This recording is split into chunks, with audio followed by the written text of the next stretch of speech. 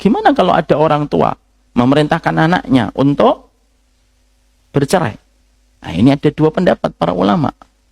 Pendapat sebagian para ulama mengatakan kalau orang tua mau menyuruh berpisah, bisa. Berdasarkan dalil dua. Satu, dalilnya Nabi Ibrahim. Ketika Nabi Ibrahim itu mendapati istri pertamanya Nabi Ismail dalam kondisi tidak baik. Apa indikator tidak baiknya istri pertama Nabi Ibrahim? Istri pertamanya Nabi Ismail. Istrinya Nabi Ismail itu berkeluh kesah tentang Ismail. Tentang sulitnya kehidupan mereka ketika di sekitar Makkah. Dan para ulama mengatakan indikator buruknya seorang wanita ketika menjadi istri itu apa? Dia berkeluh kesah, menceritakan keluh kesah itu kepada orang lain. Makanya kita harus selalu mengingatkan istri kita. Kamu boleh kecewa, kamu boleh tidak suka, tapi tidak boleh menceritakan apa yang menjadi kekurangan seorang suami kepada siapapun, Mbak. Karena itu alasan Nabi Ibrahim mengatakan kepada Ismail, ganti palang pintu rumahnya. Dan pada saat itu Nabi Ismail tidak berada di dalam rumah.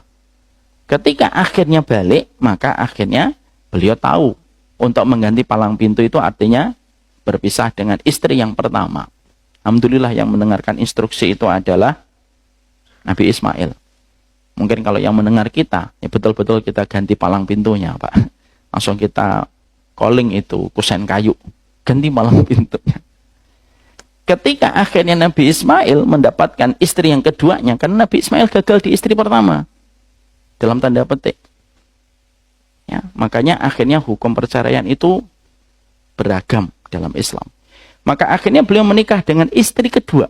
Dan ketika istri kedua ditanya sama Nabi Ibrahim, indikator pertanyaan Nabi Ibrahim itu tidak mungkin berdasarkan kepada nafsu. Pertanyaan Nabi Ibrahim itu menunjukkan kualitas ujian seorang perempuan. Ditanya, gimana kehidupanmu bersama Ismail? Kehidupan kami dicukupi oleh Allah, diberikan kebaikan. Ketika jawaban istrinya semacam itu, maka seketika Nabi Ibrahim ridho. Dan beliau berkata kepada istrinya yang kedua Nabi Ismail, maka suruh suamimu untuk menjaga palang pintunya dan jangan diubah lagi palang pintu ini.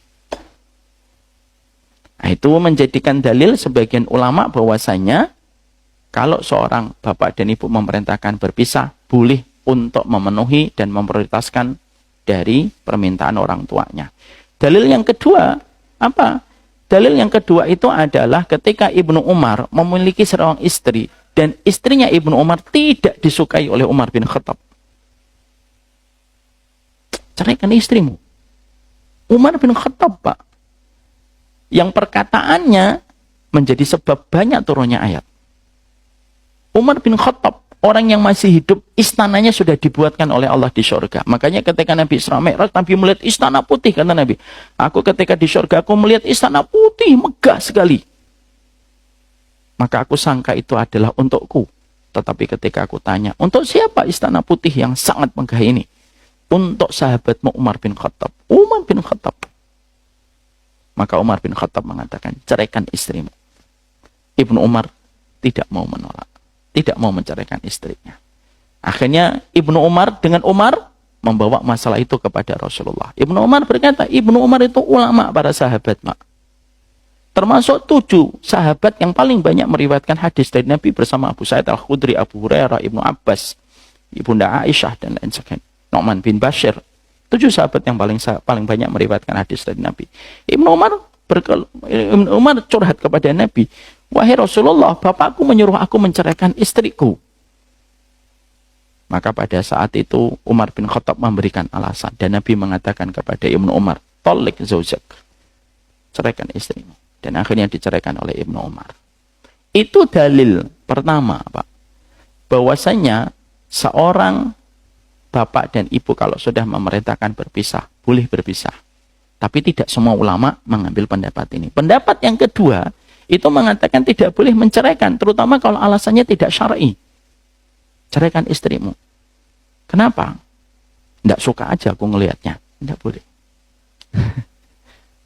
Sentimental pokoknya. Ceraikan dia. Kenapa? Pokoknya nggak suka aja. Ngimpi saya. Pokoknya pas ngimpi dia nendang saya. Mimpi. Maka sebagian ulama mengatakan tidak boleh. Kenapa? Itu bukan bentuk ketaatan yang diperbolehkan oleh Allah.